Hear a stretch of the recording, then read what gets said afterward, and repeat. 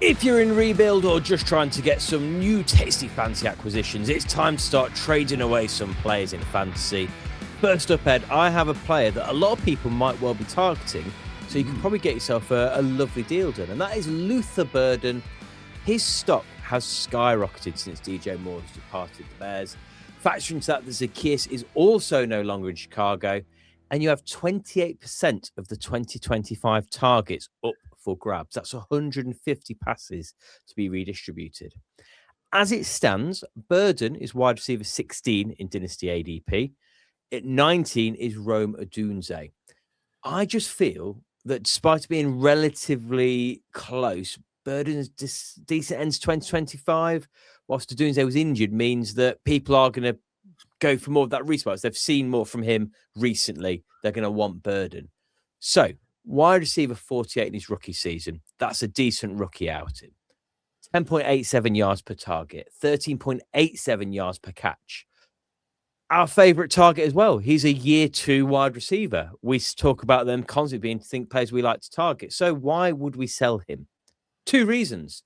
I think it's very close between Odunze and Burden. So I'd rather go for the slightly lower value player where I feel there's 50-50 outcome maybe. But 2, Colston Loveland will be the lead pass catcher in Chicago. So that is going to impact Burden's stock to some degree.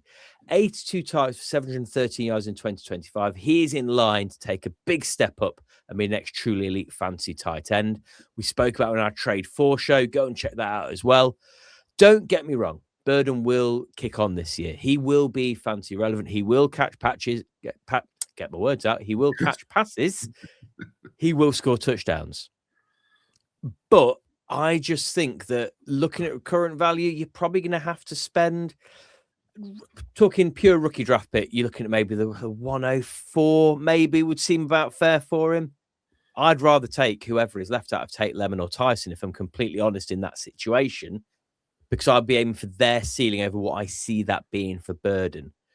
What are your thoughts? If you were going for that, would you rather one of this year's rookies or would you rather Luther Burden?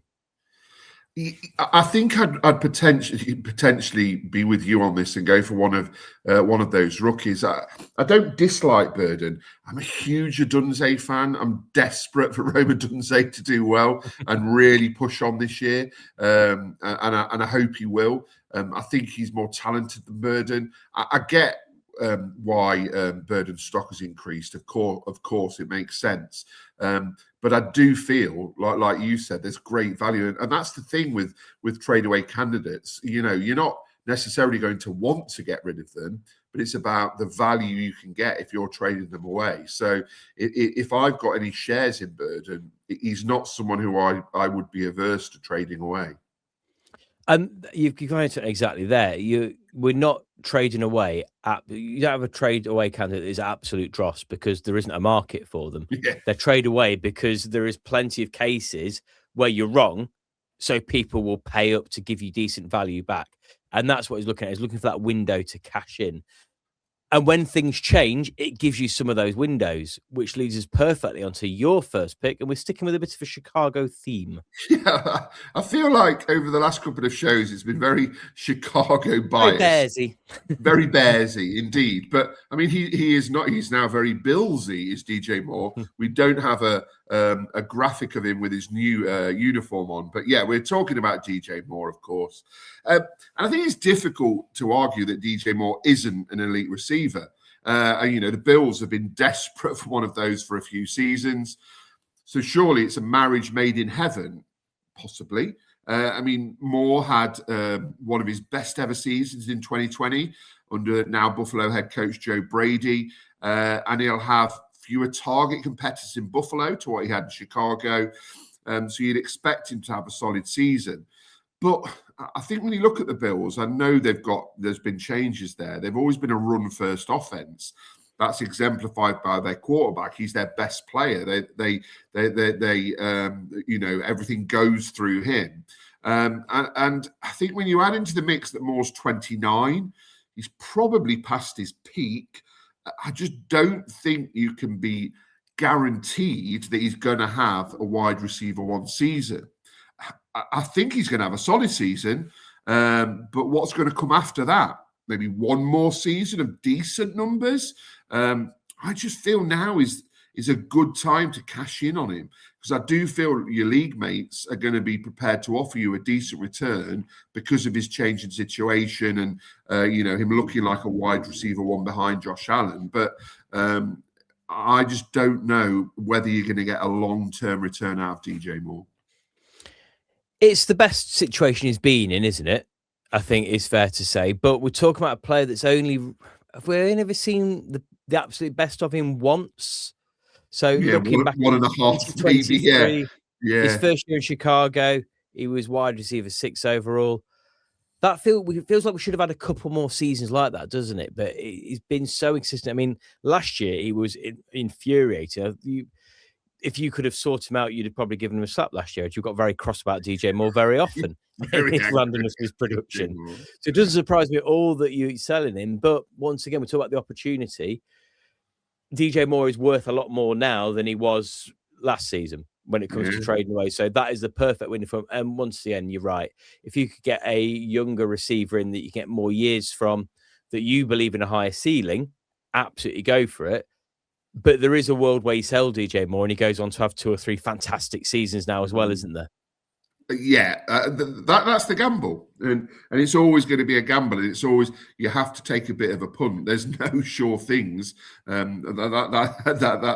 why fantasy football is so exciting. That you have to go with your gut sometimes, and it's kind of telling me that I don't think DJ Moore is going to have those 2 or 3 stellar seasons.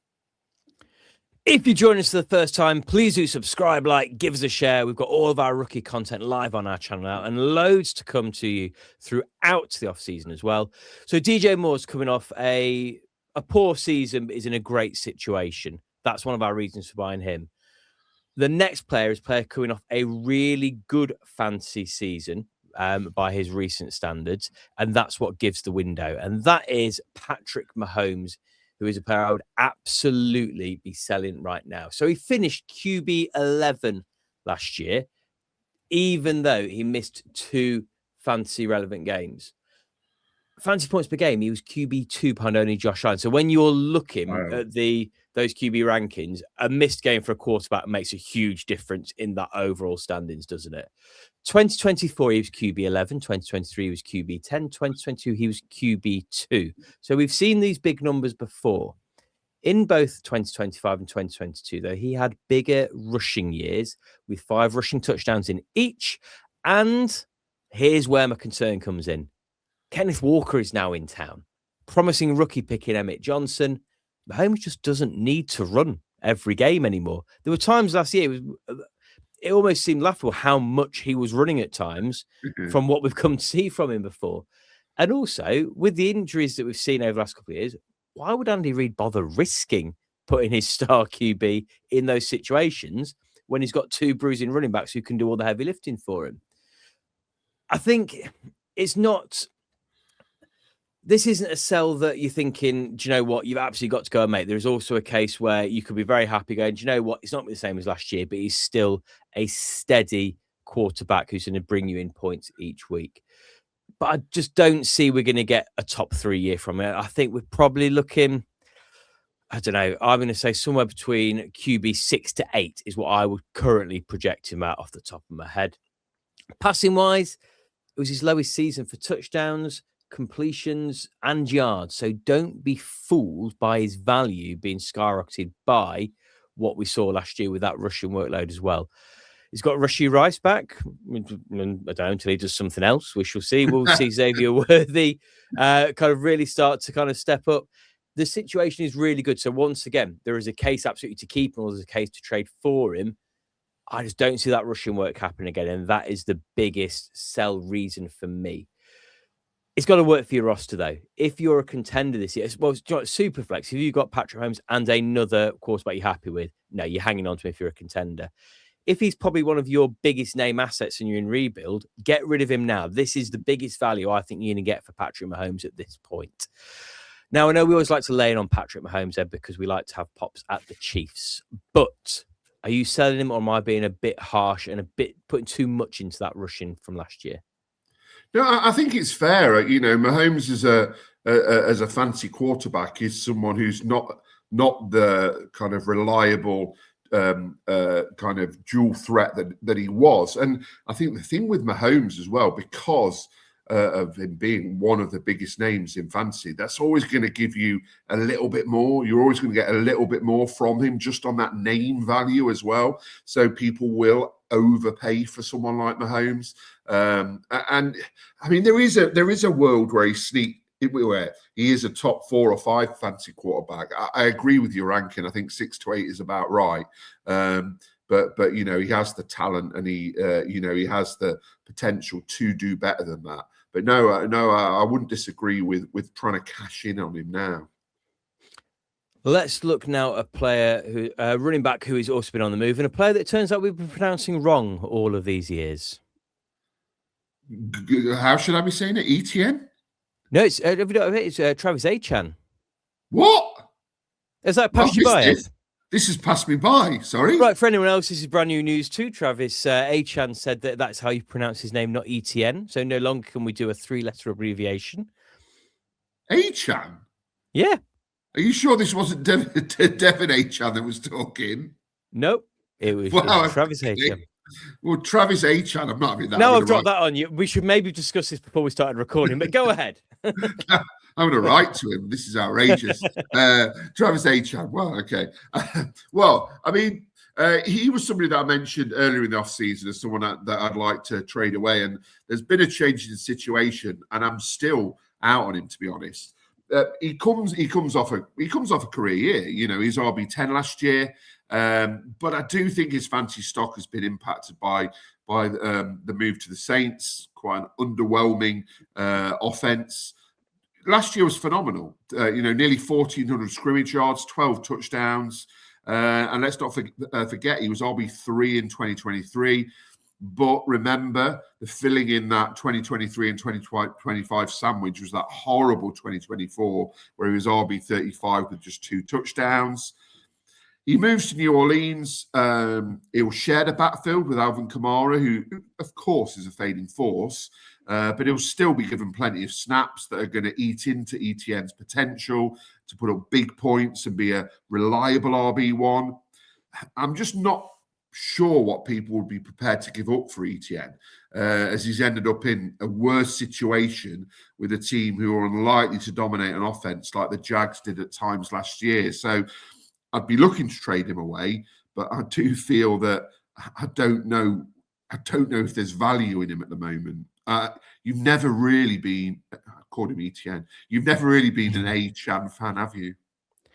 I haven't. No, the 1 year I was in on him was when it was 2024. Yeah, it was 2024. Yeah, where he had his worst season. That was the year I was in on him. So then I was all out on him again last year. But this is our first time to disagree. I'm really excited to see the Saints offense this year. I think it could be really exciting.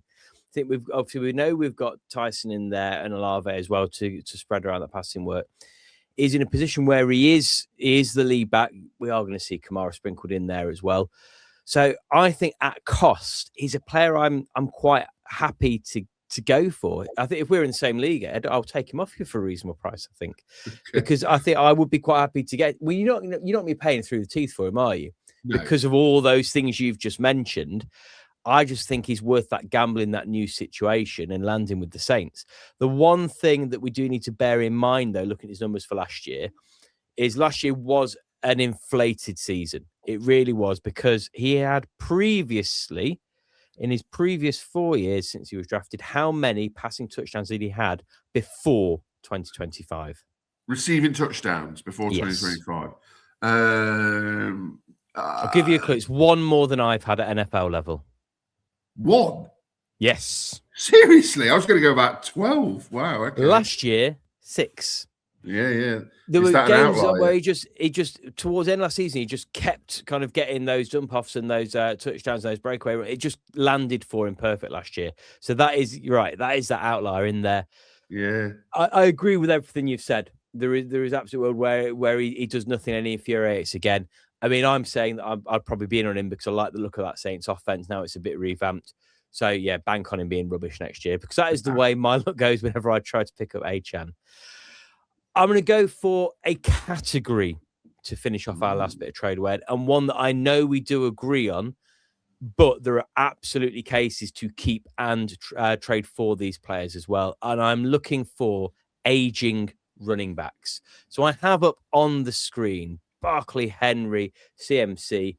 This is a trade away group that just revolves every single year. I think I said the same about CMC and Derrick Henry last year as well. Yeah. But it's in a certain situation. If you are a contender this year, you are not trading away any of these players because you're not getting anything of value that is going to help you this year straight away. If you're in rebuild or you're not a contender, there is no point keeping these three players on your roster if you have one of them, if they are your only high value piece that you've got in your puzzle. So if you look and you think, you know what, I've got a chance this year, you keep it. You don't take that gamble. I've got a couple of leagues where I'm in a bit of rebuild. I think, do you know what? Derrick Henry, I love him.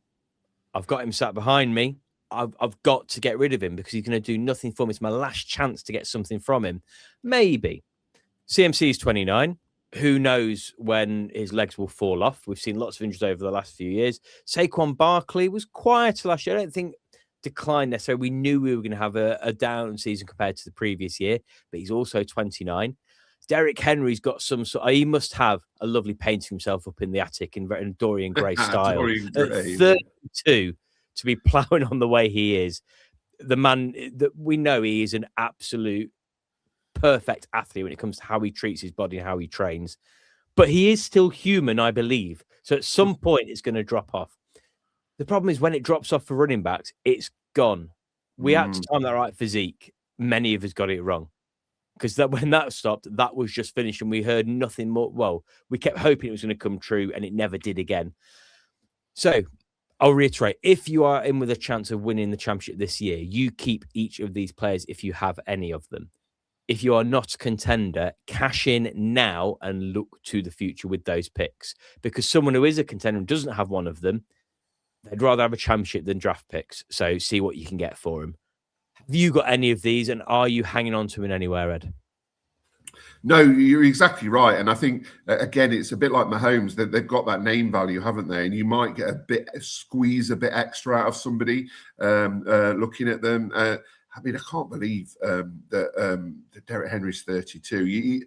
You wondered when he'd fall off that cliff, but it just looks like he'll go on forever. I mean, obviously, your new love interest, Adam Randall, is somebody that you expect to take over from Derrick Henry at some point. But yeah, you're exactly right. It's just common sense that if you're not competing, cash in now. This is when you will get peak value for the three of them. So that wraps up our trade away candidates. Any of those you disagree with or any players we've not mentioned you think we should have done, please do drop them in the comments below. That's all from me. Anything you'd like to add, Ed? No, I mean, how long till the season starts? We're only made 4 months. It feels like a long way away at the moment, but it's getting closer every day. If you've made it this far, do not worry. We are going to fill those 4 months with some glorious fancy content.